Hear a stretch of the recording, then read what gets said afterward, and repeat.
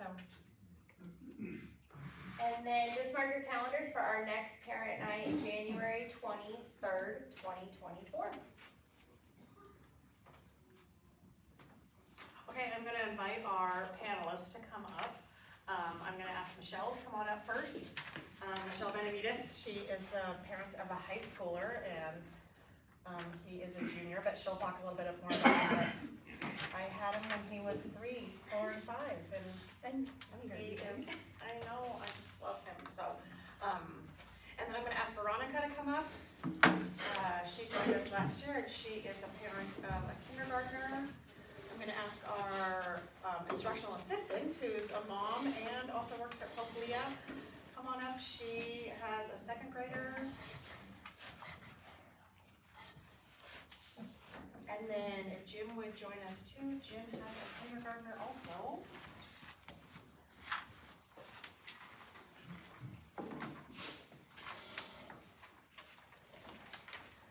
So these are all parents that have had kids that have gone through Hope School. They all have hearing loss, and I'm gonna have them each talk a little bit about, we kind of wrote up some questions. But if you wouldn't mind starting off with, could you please tell us your child's current age, grade, and a little bit about their hearing loss? Hello, my name is Michelle, like you said, my son is in high school. My child is currently 17 years old. He's a junior at Meade High School. He just started wrestling this week. He just finished football last week. A little bit about his hearing loss. Well, my son somehow passed his newborn hearing screening test, so he was never diagnosed. And so he didn't get diagnosed till after he was 1 year old, and didn't get hearing aids till he was nearly 2, and didn't get cochlear implants till he was almost 4. So he was really late diagnosed and had late speech and stuff, and got to stay an extra year at Hope School, which was actually wonderful, because once he got his cochlear implants, his language just flourished after that. Just question one. Hi, I'm Veronica. My child Madeline we're not really sure when she lost her hearing, but she passed her newborn screening. She passed the school hearing test at 4 years old. And exactly a year ago, we were diagnosed at 5.5 or 4.5. So right away, we got connected with Hope School, and she's currently in kindergarten. She goes to half day Hope, half day Midway Elementary.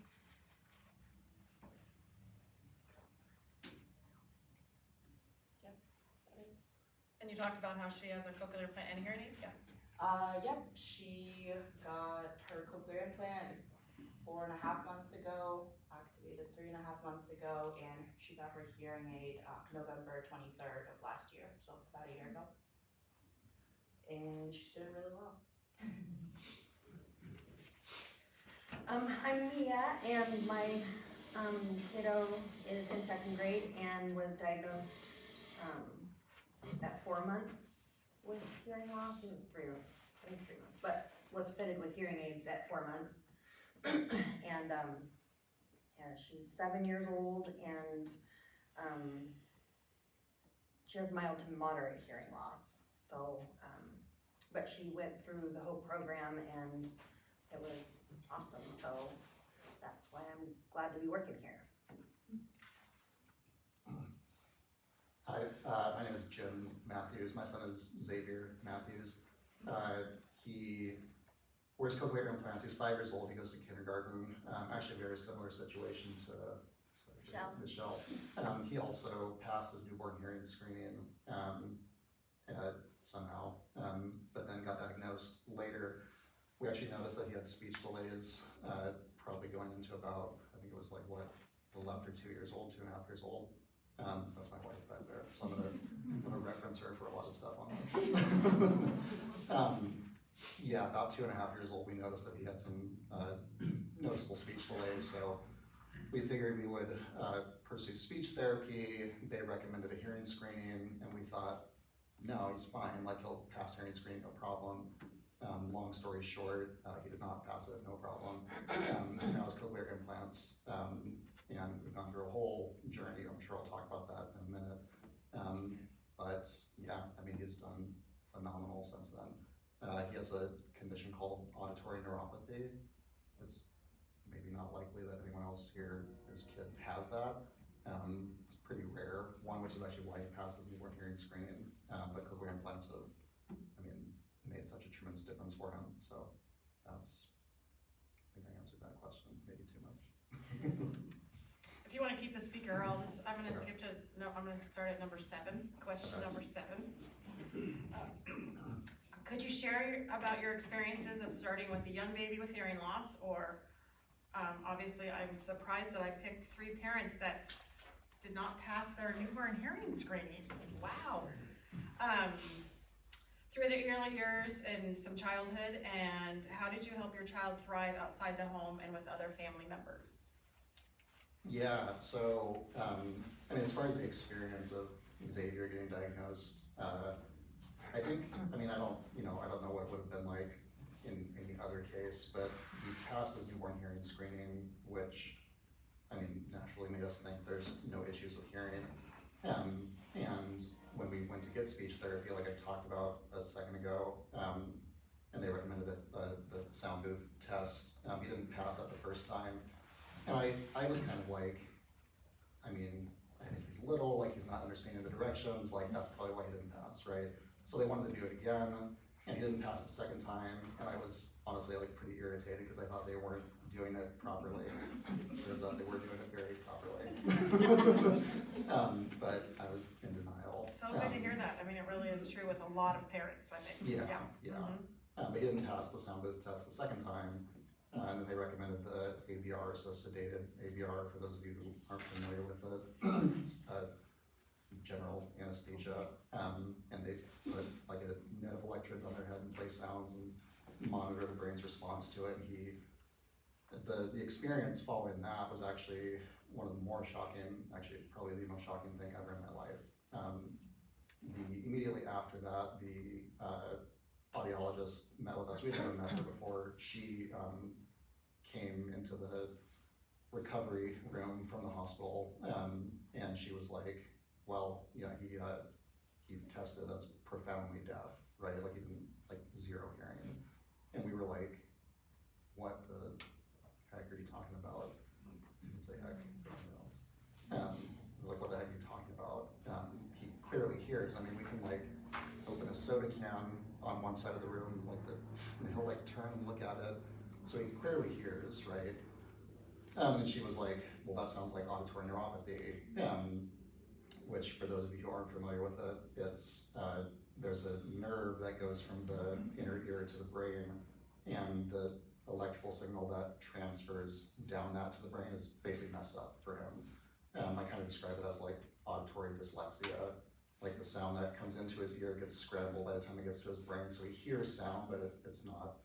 I'm like looking at the experts in here to see if this is a correct description of it. Yeah. Yeah, so he hears sounds, but his ability to turn that into understandable speech is, I mean, tremendously impaired. So, as far as my experience, no joke, I didn't eat for like 2 weeks following that, and I was depressed. Actually, I take that back, I was not depressed. I'm a pilot, if I say I'm depressed, they're gonna take my I was not depressed. I was close to it. But like 2 weeks, literally, I didn't eat. The first time I ate was a party that we went to at our friend's place, and I ate like a piece of pizza. And the transition though from that to where we are now is, I mean, just so different, right? I mean, I went from thinking, this is probably a weird question, but I thought, can you even drive if you're deaf? Right? And I Googled it, and you can drive if you're deaf, obviously. But I didn't know that at the time. And now we've gone from, me being very sad about it to now actually being very proud to have a child who's deaf and who has cochlear implants. And I mean, literally he can do anything. And I don't just mean that as like a proud parent, like literally he is able to do anything. So I think my experience, probably talking too much, but my experience in going from, you know, where I was with that first diagnosis to now is, I mean, it's just tremendously different. And to a huge extent, that's due to help from people at Hope, right? I've told you guys this multiple times, but I mean, like we're in Spokane, there's not a lot of services or supports in Eastern Washington, and the fact that Hope exists and that it's here, I mean, genuinely gives a tremendous amount of hope to families like us. So, yeah, that was our experience. I think same for Elaine probably too. Yeah, thanks.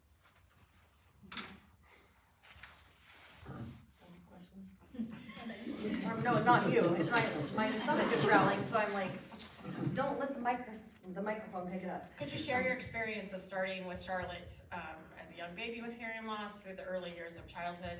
How did you help your child thrive outside of the home, maybe with other family members? Yeah, that was, I was a stay-at-home mom, so that was a blessing as far as that went, cause I didn't have to think about, you know. I mean, I just remember the first time sending her to grandma's and like how she was like, I don't know what to do, you know, like, you know, just that whole thing of like putting them on and knowing what to do with them, or I don't, it's like what you were saying, like, well, can he drive, right? Like, I'd never really thought about hearing loss, or let alone being the child, you know, a mother of child with hearing loss, and so,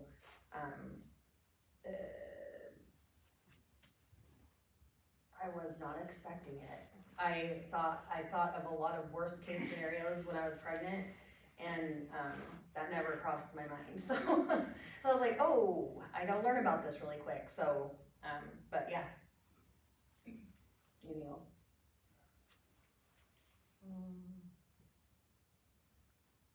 It feels hard to answer these questions for me, I think, because it's just so like a part of my life now that I don't really think about it the way I did during those first years. I don't think about it much at all, except for when Charlotte has problems, you know, like when she has incidences where other kids want to know about her hearing aids and it makes her uncomfortable. That's hard for me, but day-to-day stuff, like she's just Charlotte, so.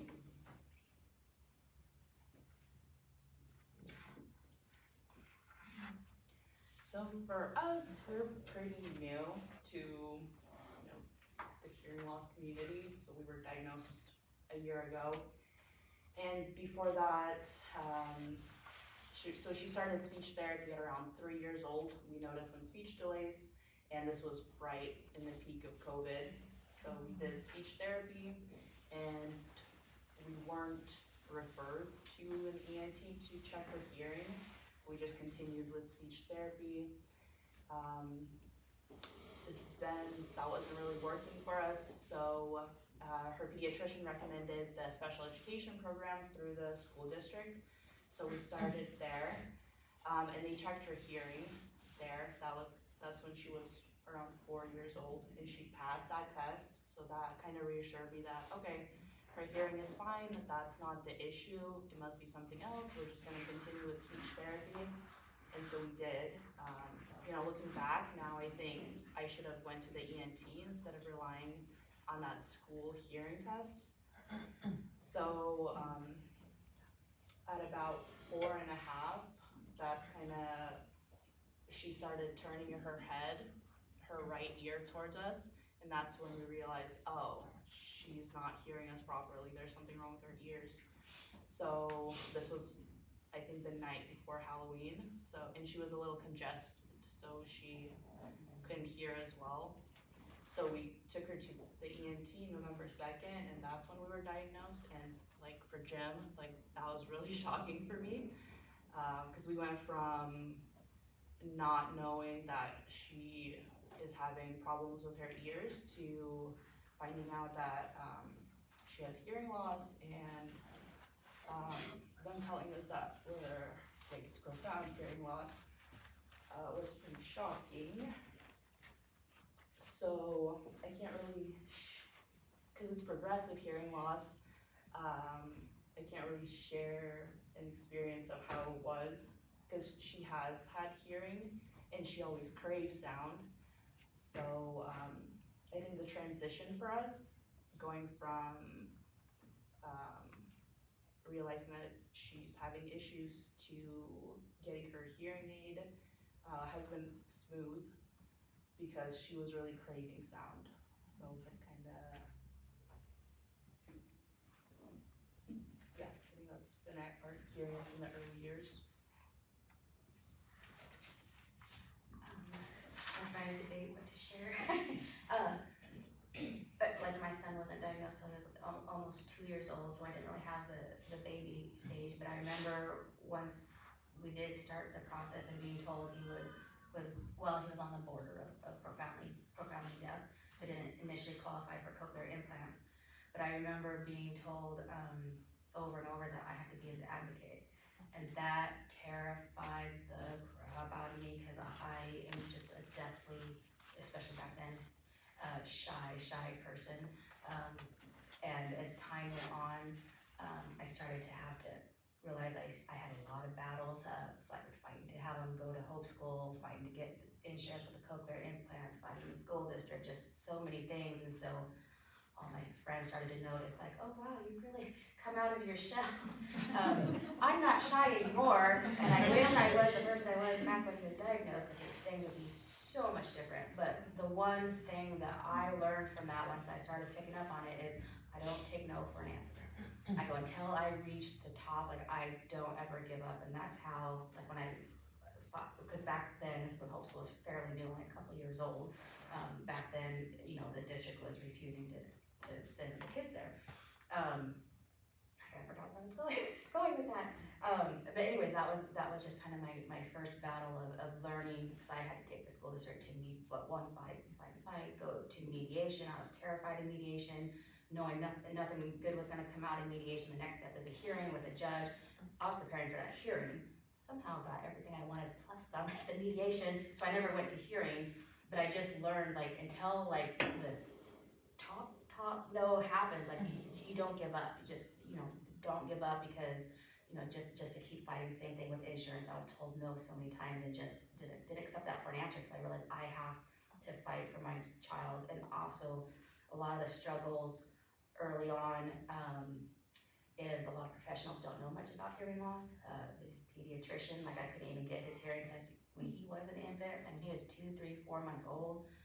I was in there saying he doesn't respond to sound, he doesn't respond to sound. So it took over a year to get his doctor, his pediatrician, to finally do a referral to ENT. Actually, it was a different doctor we saw on accident that did the referral.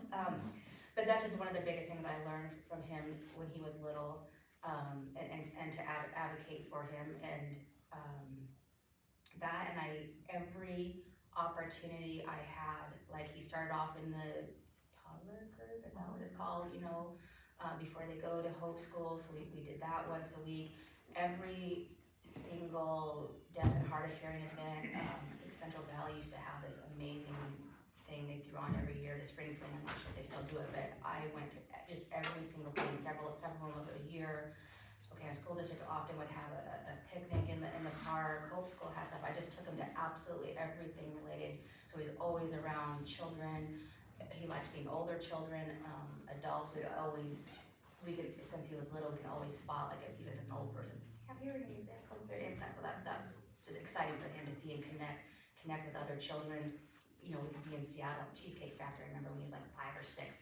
And there was a girl there, it was probably about 4, her parents had never seen a child with cochlear implants besides their own. And they just, you know, they couldn't talk. The two of them just played all over, you know, the Cheesecake Factory, you know, because they saw and recognized each other. I know one time, my son's taught me a lot, when he was 5, we were watching a show, and there was this kid on there, this prodigy kid that played piano. But he looked so much like my son, just his curly hair and his dark skin complexion. And I kept saying that he looks like you, he looks like you. And my son was like, no, he doesn't. No, he doesn't. I was like, yes, he does. Like, he was almost a spit image of him. He finally goes up to the TV and says, he doesn't have cochlear implants. And I was like that just never crossed my mind, but that's how he identified him. Like, what's mom thinking? I look like him, cochlear implants. But anyways, like that's just kind of our beginning journey and it just getting him involved with every chance he could to see that there's other children and people like him, so, and being comfortable with that. That's great, because it kind of, the next question is number 3. I'll skip to number 3 of what piece of advice would you give a new family or any family going through their child's diagnosis? And you talked about self-advocacy and Yes, I already alluded to that, that's the number one thing I will tell parents is don't take no for an answer, keep fighting, until I got to the highest judge, I was gonna fight, for Hope School, and learning not to take no for an answer, because a lot of, sometimes professionals or school districts, know that you don't know the laws and the rules, and they take, and so you can be taken advantage of, so, I did a lot of homework. I know one of the things, that I'm always nervous, do I share, do I not share this, but it's a true story. When he was first diagnosed, and I told you I was the shyest person ever, and I didn't know children had hearing loss, I just never experienced that, and growing up in school, no one in my family, just didn't know a thing about hearing loss really. I remember thinking, and being told I had to be an advocate, I was like, I'm gonna have to give him up for adoption, because I can't be I don't know how to be an advocate, I can't fight for him, like he literally has the worst mom he possibly could have been handed. That's just now looking back at it, I'm like, that was dumb. But just that fear of the unknown, because at the beginning is scary, it's fearful, there's some mourning, there's confusion, but he's 17 now, and just know if you're anywhere near those stages, you're gonna laugh at it when you get a couple years later and look past it at how it was in the beginning and how much you learn, especially how much you learn from your child. And yeah, he's at Meade High School, I told you, on the varsity football team, went to state last year for wrestling, the 2 sports I didn't want him to do, only 2 sports that he does. And just learning from it, and he has friends galore. I also have a joke, I have a 24-year-old that is definitely shy, he's like his mom. And I'm like, so I always joke that it's my deaf child is the social one. He is a social butterfly. From 3, 4, 5 years old, would be at McDonald's all the time. He'd unroll the back window, I'd be like, oh dear God, what is he gonna say to this? I never knew, 5 years old, just chatting it up with them, or we'd be at the restaurant, he'd flag a waitress down. His older brother, when he was 12, 15, 16, would have to take his 5, 6-year-old brother with him to go check, cause his brother was so shy, but not my deaf son. So just incredibly social. So yeah. Do you feel like you've had to fight all these 17 years? No, I haven't fought for years, and I forgot how I feel. Because we are in the Meade School District, and it's been wonderful the last couple years. Just more the early years. Some of it with me being over dramatic mom. I remember like 6th and 7th grade, I was still, especially at the beginning of the school years, those were always the toughest because that's where you gotta adjust, and like, teachers have never had a deaf child in their room. Usually, or always. So just those beginning stages usually were hard in 1st, 2nd, 3rd, 4th, clear to like maybe 8th grade, 9th grade. I'm like, I really don't have to do much anymore. So it does get certainly a lot easier as time goes on, and plus the school knowing we can't mess with this mom because I've been in the special ed director's office many a times and had long conversations. But that's what you gotta do, because you have to educate. You have to educate the teachers, even sometimes the teachers of the deaf, if your school district has one, the speech therapists, the special ed directors, coordinators, because again, hearing loss is a low incident disability, so even the pediatricians are often clueless. So I have to educate, especially one of the number one things is, I know he hears me, and I could go through that for years in the IEPs.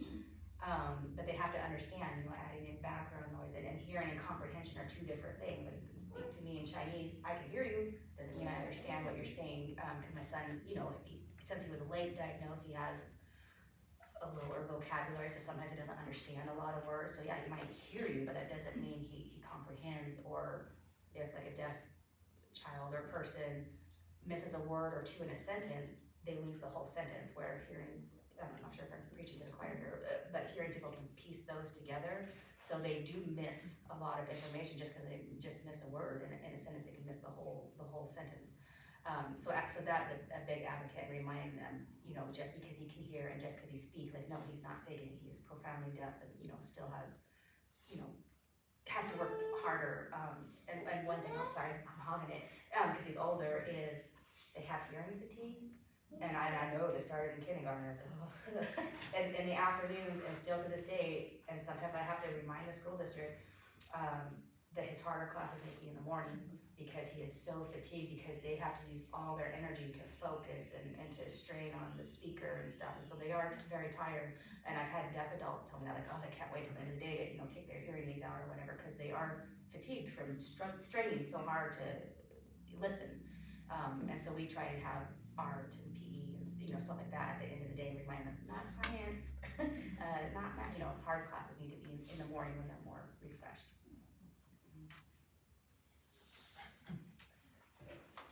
So what piece of advice would you give a new family? I think the most important thing is to be proactive with, because it is a long journey from diagnosis to, you know, whether it's getting hearing aids or getting the cochlear implant surgery. It's a long process, and even after, you know, you get the implant or the hearing aid, it's a big learning curve. So just being proactive about appointments and advocating for your child with the school, with doctors, just being on top of everything. I know it's hard, but you're gonna be your child's best advocate, and they really need that, because it is a time-sensitive issue, you know, especially for us being diagnosed so late. It was extra important for us to be proactive.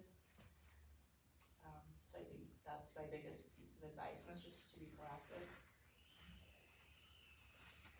Yeah, just, one of the things that, the audiologist told us when we got her hearing aids, when we were trying to figure out how to put them on, and we were just flustered, and I'll never forget, she said, you guys, I know this seems like a really big deal right now, but you're gonna look back and this is gonna be a blip on your radar. It's just gonna be a small part of who she is, and this feeling, this overwhelming feeling, and you know, that's not gonna be forever, you know. And so, and that's so true. It just becomes a part of who they are. And I had the same feelings as Michelle, which was like, I'm not a good enough mom for this. Like, I'm not fit like other people might be for this. Like, I would feel guilty because I can't offer this child what she needs, but you know, she needed me. She needed me to love her unconditionally and fight for her, and still needs me to. And so, you know, go easy on yourself too, you know, don't, I constantly am like, oh, she should be doing this, or I should be doing this, because a lot of it, even with Hope School, like, okay, you know, talk to him, do this, you know, I mean, these are good, but sometimes then it makes me feel like if I'm not doing it, then I'm screwing it up, you know, or but I need those reminders, but it's just a constant, you all know, it's a lot of work when you didn't sign up for it. Let me figure this out as we go. So the learning curve, yeah, just be easy on yourself, and it's okay sometimes to not be at that highest level of giving the information, and, you know, if that makes sense. You can't go at 100 the whole time, and forgive yourself when you can't. I'm not sure that I have a lot to add to what everyone said. I agree 100% with that. I think, like the point that you made about, like, understanding this is just like a blip in the timeline. I didn't realize, I remember early on, when we first got connected with Hope, we came in and they didn't have room for Xavier, which was, I mean, just after everything was even a bigger blow. And I don't know if you remember this, Amy, but I remember you told me, like, because we were actually talking about moving to the west side of the state to get him services, because we were always not gonna get anything here, right? And I remember Amy said, I wish I could talk to you 3 months from now, because you'll say, or I wish I could fast forward 3 months from now, because you'll look back on this and think, like, how much progress did he make, right? And I remember thinking like, that's BS, like, sorry, not to. I remember thinking like, that's, you know, whatever, she's trying to make us feel better or something, but it's true, very much true. Yeah, I think like whatever stage you're in, it is very much a blip. And I mean, by you guys even being here, you're doing exactly what you should be doing, learning, connecting with other families, and doing what's best for your children. So, yeah. That's my thought. Wow, those are, I mean, so good for me to hear as a teacher of the deaf too, because I know having Leah on staff this year and just listening to some of the stuff that parents go through, I don't think about all the time, and it's so good to hear all these kind of feelings that you have, because I know everybody else has them too, so. And just being an advocate and just remembering that you're a mom and you have to be a mom, and they're a child and they've gotta be a child. So, those are all, thank you, that's for sharing, those are all really meaningful. Was there anything that surprised you along the journey? Has anything surprised you? Obviously your kid. Yeah. Honestly, I like the growth that he's made has surprised me. Genuinely. Like, he's gone from, I mean, I don't know how to describe it, but he could talk slightly, like maybe 1 or 2 word phrases, but I think it was largely lip reading and repeating like the little bits that he heard. To now, like actually on the way here, we do this stuff all the time, but we counted how many words he said in a sentence. I think it was like 9 or 10. Which is, and that's kind of the norm now for him. That's like probably, I think it's like a normal, I don't know, is that a normal phrase length? Yeah. I'm looking at it. Yeah, I mean, he still has some vocabulary deficits. His articulation is, not, I think, on par with a typical kindergartner, but our concern isn't so much anymore with, like, is he gonna learn to talk? Like, is he gonna be able to communicate? It's like, how do we get him to say his S's better? Like, I mean, so it's just, and that's in a little less than 2 years. And he's gone from pretty much, I think, unintelligible to anybody, to now, like, I think everyone can understand him. I mean, I can, but yeah, I'm like looking at Caitlin to see if she's like, is that correct? He eats lunch with us, I can understand him. Yeah, so yeah, what surprised me, I think, is the just tremendous rate of growth once he had adequate access to sound and hearing. So, yeah. And I know you and Elaine have put a ton of effort and spent a ton of time Yeah. with Xavier and teaching him and Mostly Elaine, I'm like, yes, flying all on. yeah. You did not do it at the table only. Yeah, and I do remember, I mean, the best line I can hear from parents is, oh my gosh, I know I wanted them to talk, but they won't stop talking. Yeah. And I think that's Yeah. great, that's what I wanna hear, remember, that's what we wished for. Yeah, there So- are lots of times where we'll just be like, and then like Elaine will tell me like, this is what we wanted. I don't know if we're. Besides just being surprised that she had hearing loss when she was finally diagnosed, I think getting the genetic testing and finding out that it was a genetic factor that caused her hearing loss, like I was pretty sure it was something I did in pregnancy, like something I did. So I was like, it's something I did, and so it was, and then the surprise of hearing that it was genetic and then crying because I was like, it is something I did, it's my genes, and so, but yeah, just trying to find those answers and finding them and still kind of wishing I didn't know, but glad I knew, and all of the things, it's confusing. Can I have you talk a little bit about, I know another surprise was that she had some sensory kind of issues that kind of came up a little bit later. A lot of our kids with hearing loss, probably 99% of them have sensory issues. So, and I know Charlotte was a little bit later on that, but could you talk a little bit about?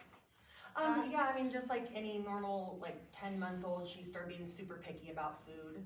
And, then it just got like, where I was like, are you even gonna like live? Like, what are you eating? Like, you can't have just Doritos every single day. But, before she started kindergarten, just before she started kindergarten, it was like the last year of Hope School, she started having a real issue with her clothing and how that feels, and she can't wear certain pants, or certain shoes will be her favorite, and then one day she just is like, I can't, she'll kick them off, like they're like she's in pain, like I can't wear these, so she has sensory for you know, wearing her clothes, but like even like there's some cups she can't drink of because she doesn't like the way they feel, like, and it's not, you know, a lot of like my struggle is not just with her, but like convincing my husband, like, no, this is like not a behavioral thing, this is, she's like, this is a thing. You know, I take her to all these, you know, OT appointments, and I get all this information, and then he gets home from work and he's like, why is she freaking out, you know, but she like to the point where sometimes it's hard to get her to school. I'm hoping that will go away sooner than later because it's exhausting. So, but yeah. Has OT helped? I mean, when being in Well, occupational I therapy? mean, yes, but also no, because her sensory issues tend to happen in the morning when she just wakes up and has to get dressed for school, and so when she's working with a therapist, she's fine, like she's not feeling those things. So we got a lot of tools, but then like once she's in a frenzy, she doesn't want to use, she's like, gets angry if I bring those things up, the brushing and whatnot. So I'll take her outside and let her walk in the grass barefoot. That will usually, if it's summertime, that will help, or blow bubbles, or just something to get her like outdoors. And then, but even sometimes then she just wants to just fold up, and she's so upset. She gets so upset, and she says, lately it's been her pinky toe. So my finky, I just want to cut it off. You know, so it's intense. It's hard, and I think a lot of it is because they have, you know, they're making up for one sense, you know, by heightened senses, by the other senses being heightened. So, but yeah. Thanks for talking about that. Mm-hmm.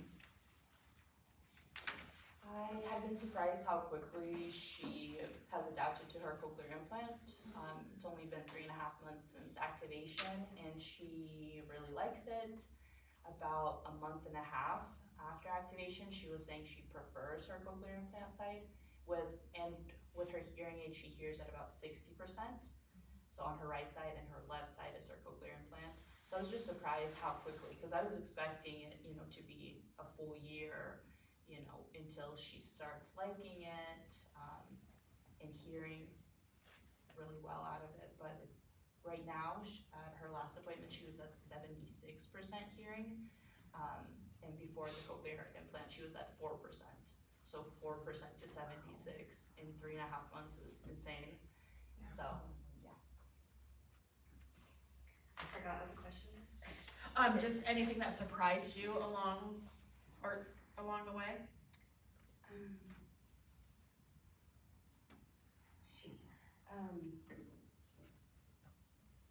I don't, pretty much everything. I don't, just how, oh, I know what I was gonna say. What surprised me is like, his best friend that he's had since first grade, that lives just down the street from us, now they're juniors in high school, his grandparents are profoundly deaf.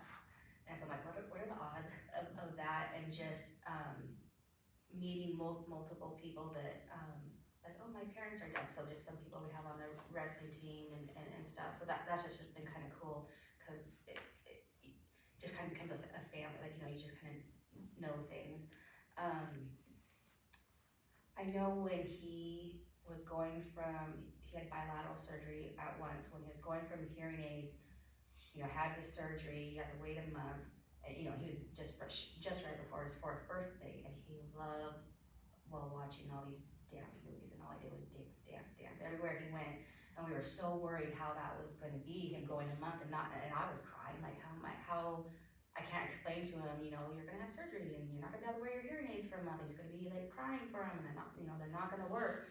And I remember Amy was a teacher at the time at Spokane Hope, and she was like, well, we wanna keep his routine the same, so he still went to Hope School, deaf, technically, no hearing aids, no cochlear implants, and just, it was like, somehow it was like he knew. I mean, that's kind of what shocked me, like, somehow he kind of knew. He never once asked for his hearing aids, never once was looking for him, never once cried, and then when he got his cochlear implants, he just, you know, just took off of that. So I remember that would be one thing that just kind of surprised me, that he just kind of knew, or I feel that way, he just kind of knew. And a lot of times, that's just me being a mom brag moment, it's probably not related to him being deaf, but we go a lot of places, and somehow he just touches people. They're like, he just, I don't know, speaks to them. Like, sometimes I have to pay for stuff. I'm like, no, please let me pay. She's like, no, like, just something about your son. I remember when we first switched to Meade School District, it was 1st grade, and we had a speech therapist, you know, at the beginning of the school year, only knew Kimani a month, and he was a retired Air Force officer, you know, and now he's a speech therapist for like 10 years. He broke down crying like a baby in the IEP, which I'm used to crying, in the IEP, just not having a teacher cry. And it was the same thing, like, something about your son just absolutely touches me. So I don't know if that's an experience, but we experienced that a lot. So that always just touches my heart and just makes me think, you know, that he has a purpose. He has a purpose that, you know, I never understood, or I still don't understand. I still don't know quite what it is, but he and all his friends absolutely gravitate to him. You know, he just has one of those personalities where his teachers absolutely love him. I know staff always talk about him, even when he was in elementary school, that he would talk to staff so much, and I'm like, is that not normal? And they're like, no, kids don't talk to the adults. But I'm like, probably because he's just been in speech therapy 2 days a week for like, since he was 1.5 years old, like his whole life. So maybe he's just more comfortable around adults or something. So I don't know if that's something you guys noticed, but that's something I get told a lot too, especially when he was younger, that he's not afraid to talk to adults and be around adults. And so parents always love him, because they're, I mean, a girlfriend his freshman year in high school, and the mom was like, he'll just be up in the kitchen talking to me, and I'm thinking he's hungry, and I'm trying to feed him, and he's just talking with me. She's like, you know, because other kids don't do that. He's just so social. So. And that makes me, I mean, there is something special about all of our kids, and it is to bring them up and give them that confidence and have them feel they're just, the cochlear implants, the hearing aids, whatever, is just part of who they are. And I don't know, it's so cool to hear that, because they all have that little bit of specialness about them. So I'm sorry, I share this too. So my son is black, his dad is black, and so he sometimes struggles, especially in sports, because it is hard out on the field, and being able to hear the football coach and missing plays or whatever. So he does have frustrating days, and will come home crying, just like, I hate being deaf. And I just remember one time when he was pretty upset a couple years ago, like, I go, if someone because I know how proud he is to be black, I go, if someone offered you, you know, a magic pill that can, you know, to where you can choose and not be black, would you take it? He's like, absolutely not. I go, I want you to have that same confidence with being deaf. If someone could give you, you know, an option, you know, would you take that? And he was like, no, you know, I never thought about it that way. And I was like, what do you like about being deaf? And all the kids will talk about it. They sleep like a baby because they, you know, don't hear all the, you know, the noises, or when his brother's annoying him, you know, takes off the cochlear implants, or when they're arguing. He listens to music in class when he's not supposed to. The teachers don't know because they can't hear it through his input. You know, so there's all these benefits that they definitely love. Or, you know, you just stream music straight to his ears and he can't hear it. It doesn't matter how loud it is. We can't hear it, and I will have 5-minute conversations with him before I realize he has no clue I'm talking to him, because he's listening to music or watching YouTube. But yeah, they just, you know, you're gonna have bumps in the road and struggles and frustrations, but ultimately, you know, you're gonna get through it, your child's gonna get through it. well, I want to thank you guys. I want to open it up. Is there any questions? We have so much knowledge up here of and different age groups, and I just wanna see if anybody has any questions, cause I wanna be done at 7 o'clock, and I don't wanna, everybody needs to go home, so, Esther. Yes, I have a question. Within the last 6 months, we've been struggling with sensory issues. What were those? Did your children have those? And I know you shared your experience with your daughter and what that's like. And my son, we thought initially he was just going through this normal stage of hitting, right? But it just never got better. And it actually got worse. And we were getting kicked out of church, and it was, really embarrassing, really, sad, and we were told we should do OPT, and I was like, why? My child is normal, this is normal. Nothing else is wrong with him, that sort of, denial attitude when we don't understand something's new to us, it's scary. So how did you guys deal with that? A lot of tears, Yeah. a lot of research.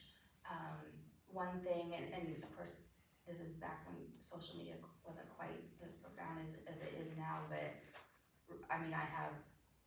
technically I don't know them, but I had friends across the country where I just saw them on some website and they were talking about that kid, so I have parents and parents just always open up to you, it doesn't matter where, you find out they have a deaf or hard of hearing children, they will open up to you and become friends, and you can just sit there and message back and forth like crazy. So I know that's been a big help for me is reaching out, because you'll think you're the only one going through something, and you are not, and you'll find other parents going through maybe the exact same similar issue and what they did and stuff. I didn't really have sensory issues, so I don't know if someone wants to elaborate more.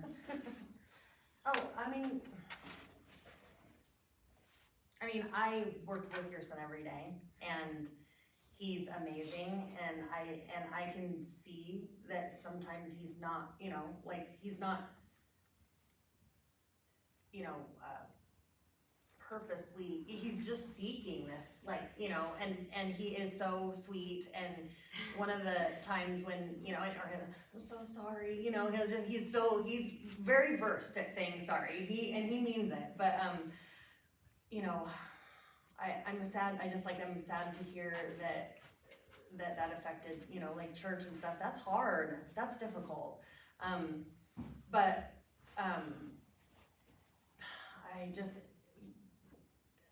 I went to a few different places for, the therapy and stuff, and finding the right match and just being consistent. Sometimes it's hard because my husband and I disagree a lot about what to do or what part to correct and all that kind of stuff, so that's an added stress for us.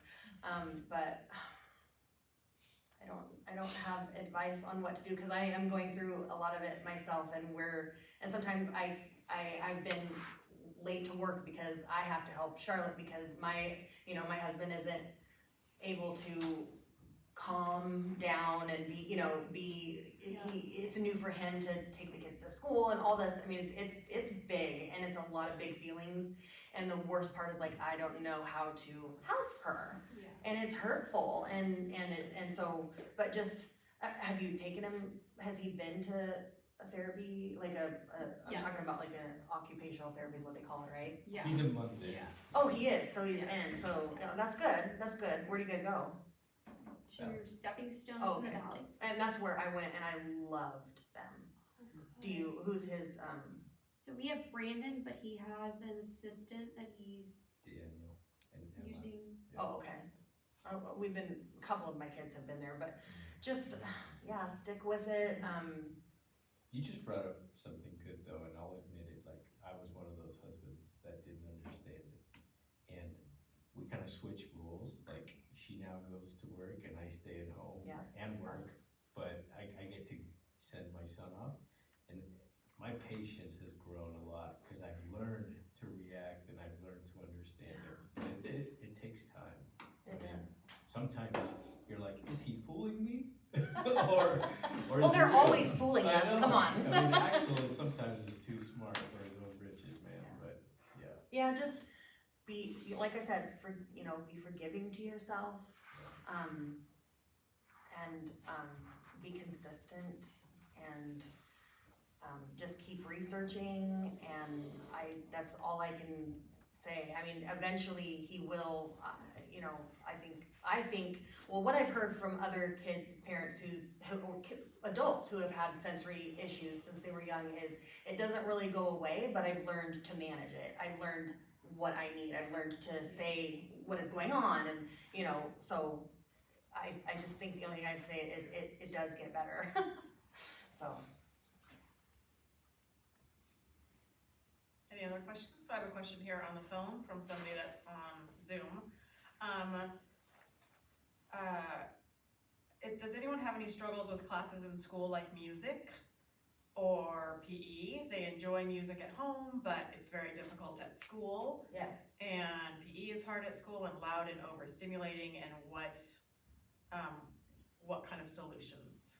Well, I will say that, not so much PE, but music, my daughter loves music, but when I went to her conference in kindergarten, she was, one of the marks on music was she doesn't participate, or there's some certain things, and I asked her about it, and she was like, it hurts my ears.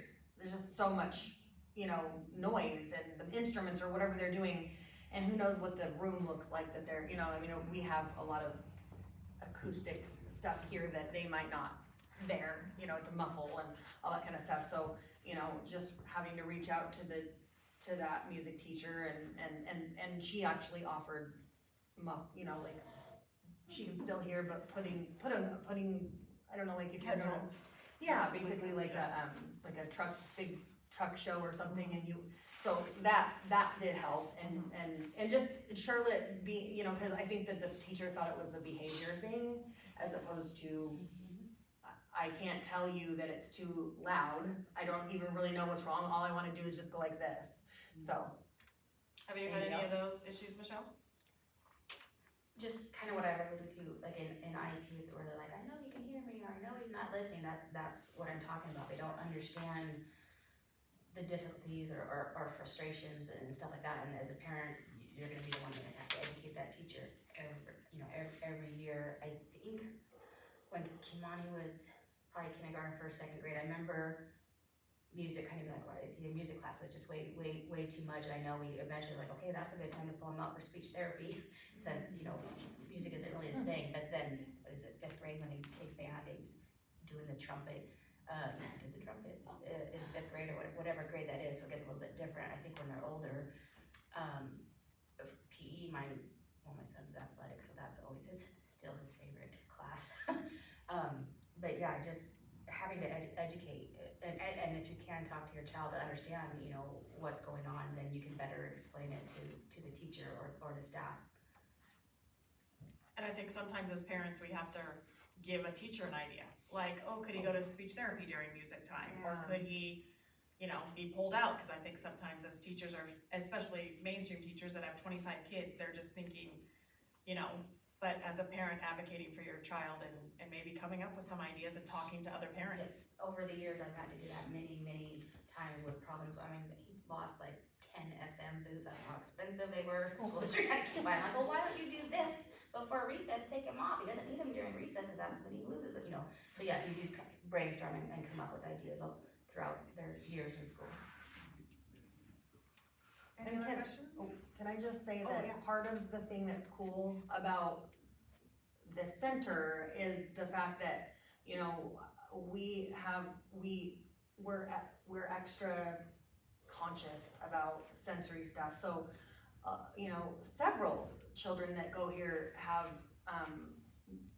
we support them in ways that have nothing to do with hearing loss, and in a way that I've never seen in my, in daycares, or not to say anything about daycares, but the amount of like the class sizes and the way that we get to know the children. I think to myself, I just want to go with these kids when they go to kindergarten, 1st grade, and explain, oh no, you have to, no, he's this or she's this, So it's really heartwarming to see that we all kind of just know this person needs a little bit of this, or that's not a behavioral thing, this is a, you know, and it's important, and I personally love it. I'm kind of amazed at how much I do hear, and from other parents too, when their kids go to school, that, you know, they say, well, he's not listening. And it's just, that's amazing to me Every to year. think that, because Every year. it's something that I wouldn't think of because I'm a teacher of the deaf, but to really have to be able to explain that every year to teachers and new teachers, and, you know, that they really are listening. So, but, any other questions or comments or? So, besides the sensory issues, is there another common issue that children with hearing loss have besides? I think Michelle talked about the hearing fatigue, which I think is very important to remember, that kids, when they are in school, it doesn't matter if they have cochlear implants or hearing aids or those kind of things, they are filling in the gaps a lot of times of what did they say, or trying to fill those gaps. So hearing fatigue is really a thing in schools, and I think that would, you guys would all agree your kids probably come home pretty tired. So, I guess the other thing from a teacher point of view is I feel like vocabulary is very hard for deaf and hard of hearing children throughout their whole life. So because they don't pick up that incidental language around them as much, vocabulary is always a challenge. And if you can get the math book before, if you can get a copy of the math book home, so you have the math book and you can talk about that kind of vocabulary before it comes, and or the social studies book, or that vocabulary is always hard for deaf and hard of hearing children, whether they're in kindergarten, middle school, high school, and maybe you could talk a little bit more about that, Yes, Michelle. so his speech therapist and teacher of the deaf, and we developed this a couple years ago, because once middle school hit, it's hard, it just gets harder every year, the classes do. But the vocabulary, like when he's in science and social, just all these outrageous words you can't pronounce, and I remember in 6th grade having a vocabulary list. I'm like, when you're reading the definition of the vocabulary word he doesn't know, I'm like, he doesn't know every other word in the definition. So it would take us hours to get through like 2 words, because I had to explain what so many words were in the definition of the word we were trying to learn. So we finally kind of came up with teachers giving pre-lessons to like the speech therapist and teacher of the deaf, so he's getting reinforcement all over, so the speech teachers using some of that vocabulary in science and whatnot, so just so he can hear the words more and more. So hopefully by the time it's taught in class in a couple days or next week, he's a bit more familiar with the words. So yes, vocabulary is a very difficult topic, and I wasn't sure just because he was very late diagnosed, he had no language for the first couple years of his life, but just in general, so that is a struggle for him, definitely. And I would just say that it's something that parents need to think about. I don't think, I think it's something that it's just aware all the time that kids with hearing loss, and as the curriculum gets harder and harder, making sure that your speech therapist and your teacher of the deaf and anybody that is supporting your child in school is really helping them with that kind of vocabulary, and that you're having the vocabulary at home too, so you can use the vocabulary at home too, so. Yes, and one thing which he got rid of in high school that I fought hard for was having live transcription. I think this was in 7th grade, when just science and social studies was just killing, like having the live transcription, I'd get a copy of that every day. So then I heard the whole class, and could go over and read it and kind of see what language was used and be like, hey, tell me about this that you learned. And he'd be like, we never talked about that in class. I'm like, yes, you did. I'll like read the whole thing and like, oh yeah. But that was just something kind of nice, because then I could do it at home too, or getting that list from the teachers too. So we're a whole team reinforcing that vocabulary for them. Can I just pop in right here? Yeah. So, I don't know if you all know, but we have a deaf pediatric neurologist here in town, and her name is Dr. Wendy Eastman. And she has been deaf since she contracted meningitis when she was a baby. And so yes, the vocabulary is tough. Yes, they have to work very hard at it, and they can still become a neurologist. Yep. Thank you, Danette, because I don't wanna, our kids can do anything and everything. And it is cool to see. Wendy is a great example of a pediatric neurologist that went to medical school, and she's amazing.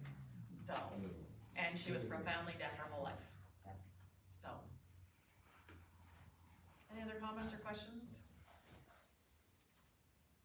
I have one more if nobody else has. Please, yes.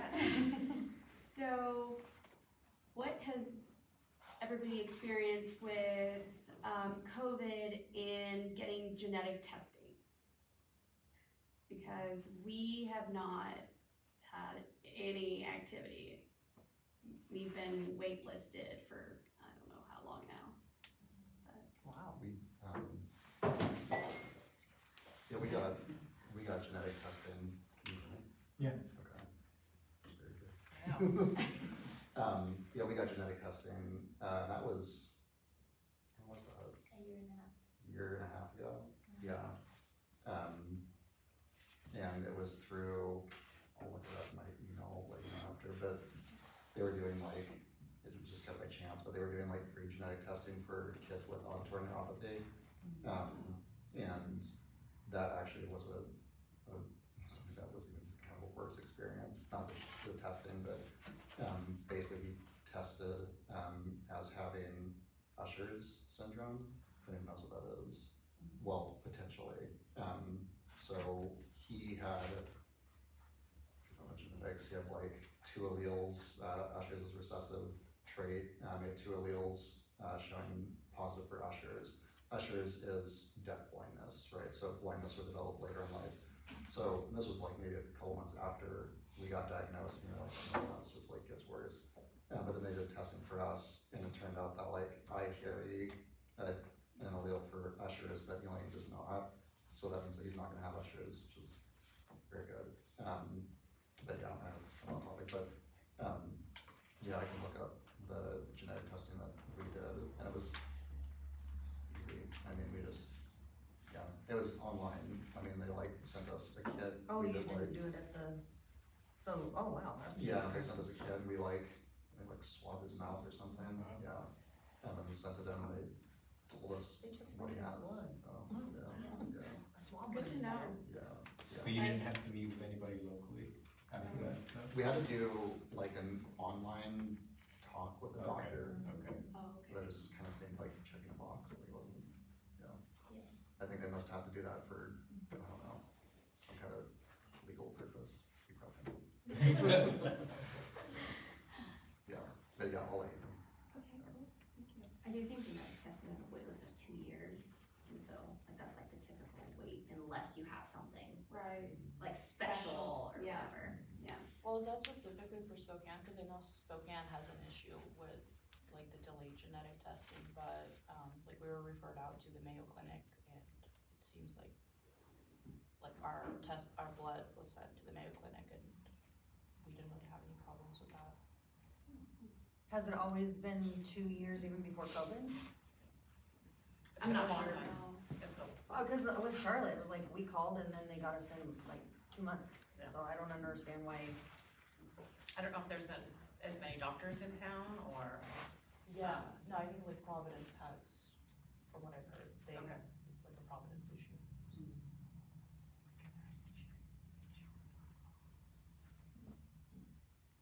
okay, well, wow, I learned a lot tonight.